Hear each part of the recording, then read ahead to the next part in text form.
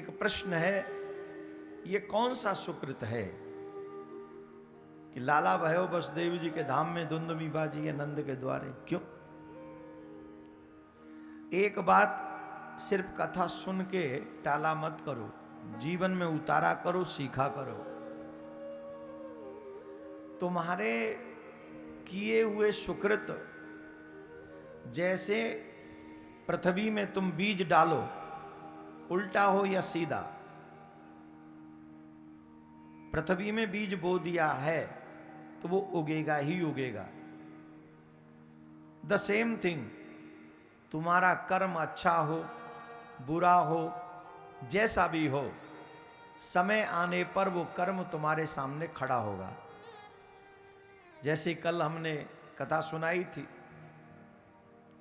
दो कुत्तों की, वो आप लोगों को याद रही हो तो, क्योंकि भूल जाते हैं बहुत जल्दी, एक दिन की कथा सुनते तो 2 घंटे बाद ही भूल जाते हैं।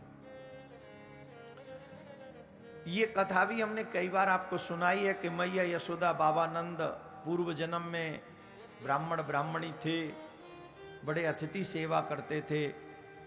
द्वार पर अतिथि आ जाए तो उसे कुछ भी करते थे, पर पहले उन्हें भोजन कराते थे, उसके बाद भोजन करते थे। नंद बाबा घर पे नहीं थे, पीछे से एक अतिथि आए। ब्राह्मणी ने उस समय अपने बच्चे को गिरवी रख दिया था। किसके लिए? अतिथि के भोजन के लिए।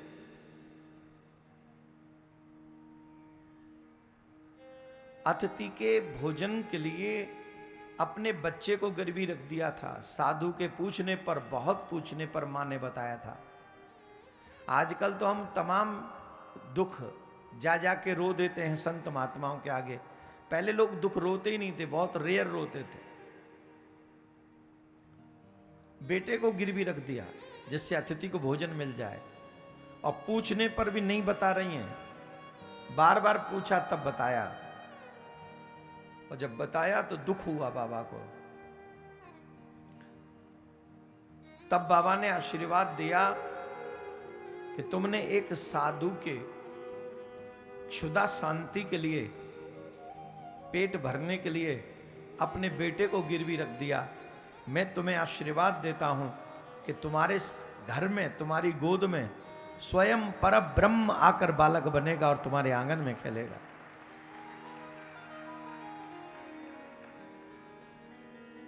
तुम्हारा किया हुआ सुकृत कभी भी निष्फल नहीं जाता, कभी भी नहीं। आपने जो सुकृत किए हैं, श्रेष्ठ कर्म किए हैं, समय आने पर वो आपका साथ निभाते ही हैं। इसलिए जीवन में शुभ कर्म करने का प्रयास करें, अशुभ कर्म नहीं। और हम लोग बड़े सौभाग्यशाली हैं कि भगवान ने हमको कलयुग में जन्म दिया है। किस में जन्म दिया है? जोर से बोलो। कलयुग में। मैंने एक बहुत अच्छी बात आप सबके लिए सोच के रखी थी आज, लेकिन वो मैं बोलूंगा समय आने पर। अभी थोड़ा सा और क्रम बढ़ जाए कथा का, तब मैं बोलूंगा। लेकिन आप सब महाराष्ट्र के भक्तों से, मुंबई के भक्तों से एक प्रार्थना अवश्य करूंगा। अपने सनातन के लिए, उसकी रक्षा के लिए आप सभी कदम बढ़ाएं। मेरे पास कुछ लोग आते हैं, कहते हैं महाराज आप सनातन के लिए बहुत अच्छा काम कर रहे हैं, प्रशंसा करते हैं, चंद बातें भी कहते हैं, पर क्या अकेले मेरे करने से यह कार्य सिद्ध हो सकता है? आपको सच बताऊं, सनातन के प्रति, अपने धर्म के प्रति कैसी निष्ठा होनी चाहिए, अपने देश के प्रति कैसी निष्ठा होनी चाहिए, मैंने बाला साहब ठाकरे जी से सीखा। मैं आपको सच बता रहा हूं, बाला साहेब ठाकरे जी कभी ये नहीं सोचते थे कि मुझे कुर्सी मिलेगी कि नहीं मिलेगी। वो अकेला ऐसा शख्स था कि बोले पाकिस्तानी टीम भारत नहीं आनी चाहिए, नहीं खेलेगी बंबई पिच पे। जिस देश से आतंकवादी भेजे जाते हो उस देश के खिलाड़ी मेरे देश के जमीन पर कैसे क्रिकेट खेल सकते हैं? ऐसा शेर दिल कोई अगर था तो बाला साहब ठाकरे थे।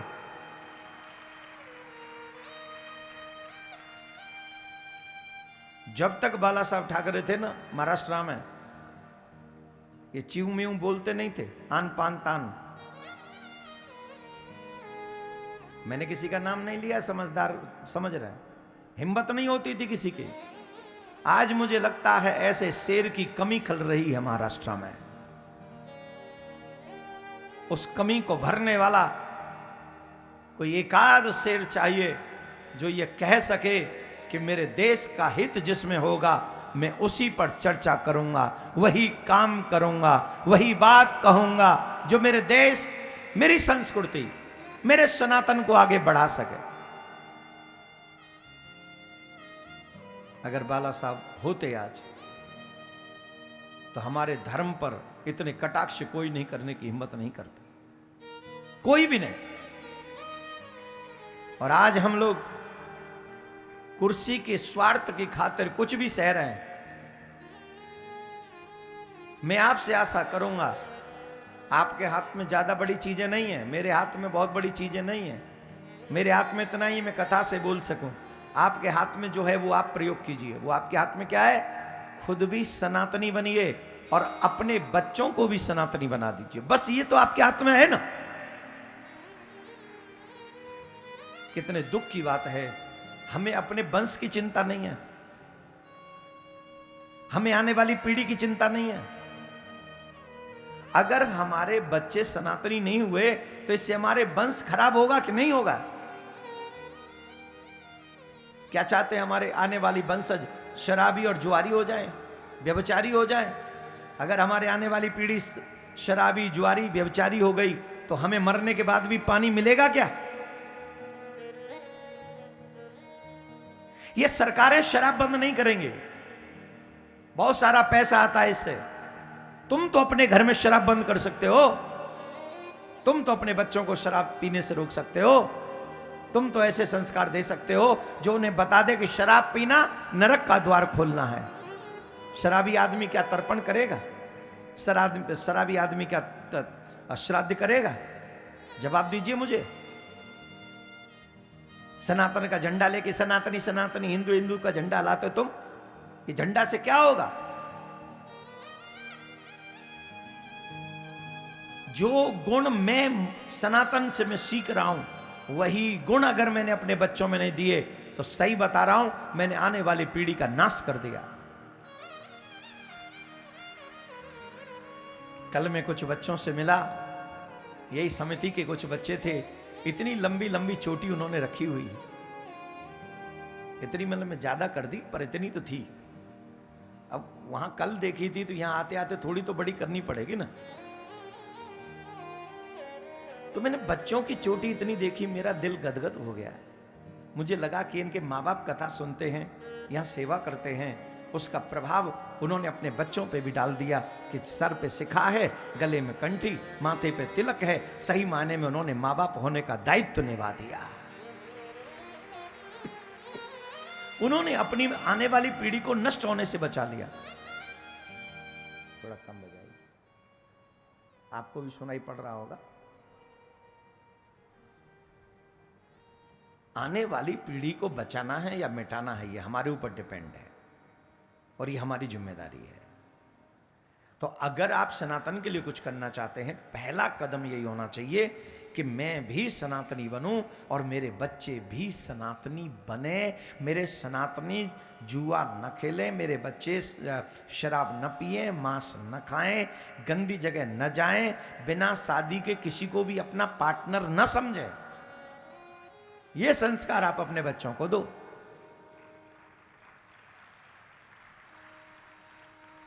और ऐसे कर्मों को करने वाला मनुष्य सनातनी है और उस सनातनी की हर प्रार्थना को भगवान स्वीकार करते हैं। कई बार भगवान हमारी प्रार्थना क्यों नहीं सुनते? पूछो क्यों नहीं सुनते? कई बार लगता है ना हम भगवान से प्रार्थना कर रहे हैं पर भगवान सुनते नहीं। इसलिए नहीं सुनते कि भगवान जानते हैं कि तुम प्योर नहीं हो। आज विपत्ति पड़ रही है तो मेरा नाम ले रहे हो और जब खुश हो जाओगे तो फिर होटल में मिलोगे। फिर जुआले में ही मिलोगे, फिर शराब वाले में ही मिलोगे, फिर दूसरों को गाली देते मिलोगे। भक्ति कर, अरे कथा पंडाल में आए लोग एक दूसरे को कटाक्ष करते हैं। कथा पंडाल में बैठे ही लोगों की कटाक्ष करते हैं। लगता है तुझे गुरुजी ने खरीद लिया, चेला हो गया उनका पक्का, तू ही जाइए उनके संग वृंदावन, वही बना देंगे तुझे उत्तराधिकारी अपने आश्रम का। इतनी चापलूसी करता है गुरु जी की। अरे धन्यवाद के पात्र हैं वो लोग जो अपने गुरु और गोविंद की चापलूसी करते हैं बजाय संसार की चापलूसी करने के। उन लोगों को डूब मरना चाहिए जो संसार की चापलूसी सिर्फ अपना पेट भरने के लिए करते हैं। अरे शरीर इसलिए थोड़ी मिला है। तुम कथा पंडाल में भी बैठ के तुम नहीं सुधरोगे, फिर कैसे आशा रखोगे कि तुम्हारे बच्चे जो कभी कथा पंडाल आए नहीं वो सुधरेंगे? उनसे आशा करते हो तुम? साबुन लगाओ, साबुन ज्ञान का, भक्ति का, प्रेम का, जिससे सिर्फ तन साफ ना हो मन भी साफ हो, और मन साफ होगा तभी मोहन मिलेंगे।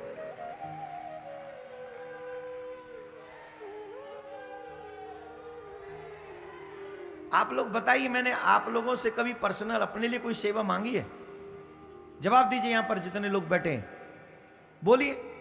तुमसे कहा हो एक रूमाल ले आना, तुमसे कहा हो कि एक मेरे लिए मूंगफली का दाना ले आना, तुमसे कभी कभी कुछ कहा हो?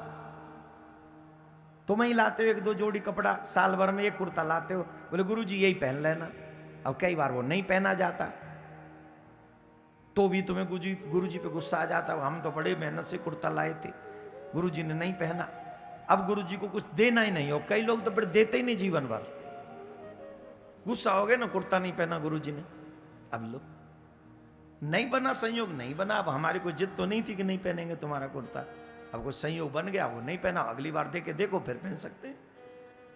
पर मत दो, मेरे को कुर्ता नहीं चाहिए तुम्हारा, तुम्हारी कोई वस्तु नहीं चाहिए, पर जो तुम यहां आकर बैठते हो और तुम्हारे बच्चों के लिए जो अच्छा होता है, तुम्हारे जीवन के लिए जो अच्छा होता है, माय डियर, उसे तो एक्सेप्ट करो,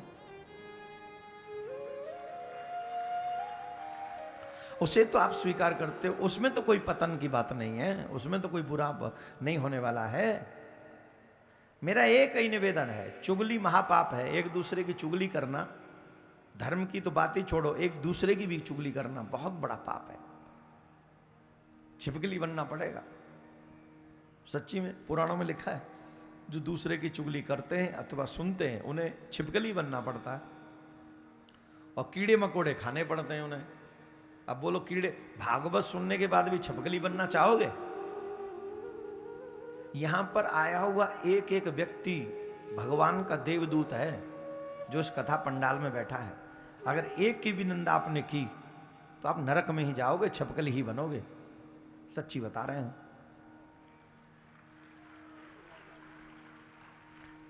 इसलिए निंदा नहीं, किसी की प्रशंसा करिए, और किसी को अपने हृदय की बात क्या जरूरत है, गुरु और गोविंद को सुनाइए ना, जिससे आपका कल्याण हो।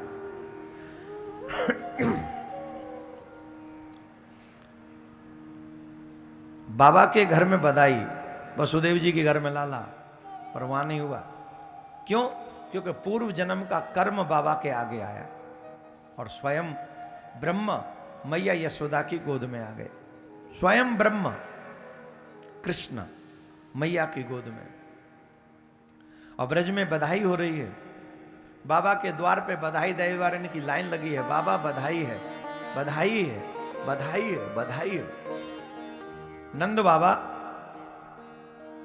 एक दिन गोपान गोकुल रक्षायाम निरूपय मथुरां गतः नंद कंसस्य वार्षिक्य करम दातुम कुरुद्रुह। नंद बाबा मथुरा पहुंचकर, नंद बाबा गोपों की रक्षा के लिए, गायों की रक्षा के लिए कंस को कर देते हैं। वार्षिक कर होता है ना, जैसे आजकल भी हम लोग टैक्स देते हैं, सरकार को देना चाहिए, टैक्स सबको देना चाहिए, हम भी देते हैं। हालांकि हमारे धन पे टैक्स लगना नहीं चाहिए, हम लोगों के पास तो दक्षिणा आती है, और दक्षिणा पे तो हमारी कोई कमाई तो है नहीं, पिछली बार मुंबई वाले 500 रुपये चढ़ाते थे, इस बार 100 चढ़ा दिए, फिर अगली बार 50 चढ़ा देंगे, फिर 10 चढ़ा देंगे, तो हमारी फिक्स कमाई तो है नहीं, तो हम कैसे टैक्स दे सकते? हम तो नहीं दे सकते। दक्षिणा पे तो कोई टैक्स नहीं होना चाहिए, पर इसके बावजूद भी हमसे जितना बन पड़ता है हम सरकार को टैक्स देते हैं, हम भी देते, आज भी देते हैं। किस लिए देते हैं? ये हमारा राइट है कि हम अपने देश को प्रगति करने में 1 रुपए का भी सहायता कर सकते हो तो करना चाहिए, क्योंकि हम इस देश के नागरिक हैं। अधिकांश टैक्स चोरी करने की लोग प्लानिंग करते हैं, विदेशों में टैक्स की चोरी की प्लानिंग नहीं करते, ज्यादा टैक्स देते हैं, इसलिए विदेश में जो रोड्स हैं, बिल्डिंग्स हैं, हाई फाई हैं, वहां की सुविधा हाई फाई है। हमारे यहाँ प्लानिंग करते सीए इसलिए रखे रहते हैं हम लोग कि टैक्स की चोरी कैसे करें, और बड़े बड़े लोगों ने तो अपने ट्रस्ट भी बना रखे हैं, यूं मूव करती है मनी, यहां से गई, यहां पहुंची और यहां रह गई। सरकार को नियम बनाना चाहिए, जिनका बड़ा बड़ा कंपनी है उनका कोई पर्सनल ट्रस्ट नहीं चलेगा, वो सारा जो फंड है वो ट्रस्टों में जाना चाहिए, और ट्रस्टों की देखरेख में होना चाहिए कि हम लोग कैसे समाज की सेवा कर सकते हैं, ज़्यादा से ज़्यादा समाज की सेवा हो, गुरुकुलों का निर्माण हो और बच्चों के लिए सेवा व्यवस्थाएं प्रारंभ हो। खैर ये हमारी अपनी सोच है, कहाँ किसी को अच्छी लगेगी ये। टैक्स देना चाहिए, आज भी टैक्स देते हैं, पहले राजाओं को भी टैक्स देते थे प्रजा, जो सब प्रजा नहीं देती थी, जो अच्छे खासे व्यापारी होते थे वो टैक्स देते थे। तो नंद बाबा भी उस गांव के अच्छे गोप हैं, तो इसलिए नंद बाबा कंस को कर चुकाने के लिए ब्रज में गए और मथुरा गए, और मथुरा जाकर कंस को कर चुकाया। उसके बाद वसुदेव जी से भेंट की, वसुदेव जी से मिले, और वसुदेव जी ने कहा बहुत बहुत बधाई। देखो मित्रों के गुण ऐसे होते हैं, आजकल मित्र बहुत होते हैं पर आपके सुख और दुख से उन्हें कोई लेना देना नहीं होता, वो अपने ही सुख दुख तुम्हें सुनाते रहते हैं। नंद बाबा के घर में 85 वर्ष की आयु में लाला भय है, तो नंद बाबा अपनी खुशी नहीं बता रहे हैं। वसुदेव जी के 6 पुत्रों को जन्म लेते ही मार दिया गया है, वो अपना दुख नहीं बता रहे हैं। वसुदेव जी प्रसन्न हो रहे हैं और नंद बाबा दुखी हो रहे हैं। क्यों? बोले मित्र के दुख में दुखी कैसे हुआ जाता है, नंद बाबा से सीखो। अब कल्पना करो, जिसके घर में 85 वर्ष की आयु में बालक हुआ हो, कितनी खुशी हुई होगी, लेकिन उनकी आंखों में आंसू हैं। क्यों? बोले मेरे मित्र के साथ बड़ा बुरा हुआ है।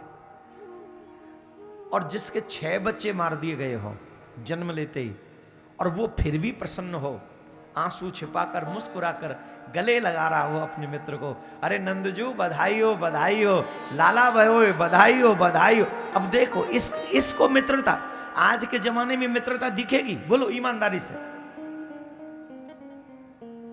आजकल मित्रता का मतलब सेवर केवल और केवल व्यभिचार रह गया है।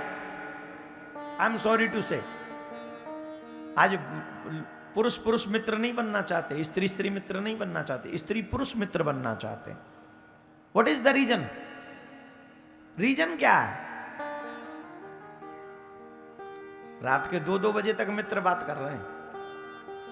कौन सी मित्रता चल रही है? कौन से वेद के पुराण की कथा सुन रहे हो रात के 2:30 बजे? पागल समझते हो? दुनिया में कोई और देख नहीं रहा तुम्हें। हो सकता है तुम्हारे घर वाले सो रहे हो, पर मेरा ठाकुर जी नहीं सो रहा है, मेरा गोविंद जग रहा है, और मेरा गोविंद तेरा एक एक मैसेज पढ़ रहा है। No one can save you my dear. इसलिए मित्रता करनी हो तो सिर्फ कृष्ण से करो, मित्रता करनी हो तो केवल गोविंद से करो और किसी से मत करो।